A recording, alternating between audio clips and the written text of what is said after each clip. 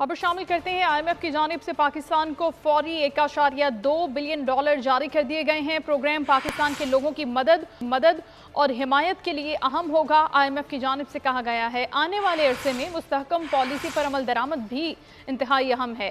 पाकिस्तान को मुख्तलिफ किस्म के चैलेंजेस का भी सामना है। डायरेक्टर IMF की जानिब से ये गुफ्तगू की गई है। उमर हयात बोल न्यूज़ के नुमाइंदा हमारे साथ हैं, उनसे मजीद हम जानते हैं। जी उमर, अपडेट कीजिएगा।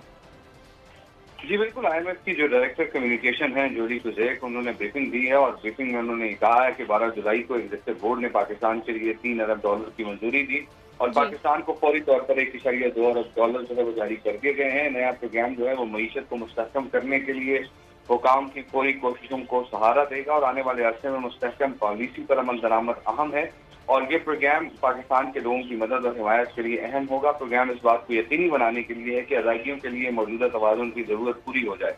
अगरचे ये निस्बतन एक मुख्तसर प्रोग्राम है और कर्ज प्रोग्राम पाकिस्तान को मुल्की बैरूनी इक़्तिसादी सूरत-ए-हाल को मजबूत बनाने के लिए अहम किरदार अदा करेगा और पाकिस्तान को मुख्तलिफ किस्म के चैलेंजेस का सामना है और पाकिस्तान को मुसलसल इस्लाहात की जरूरत होगी।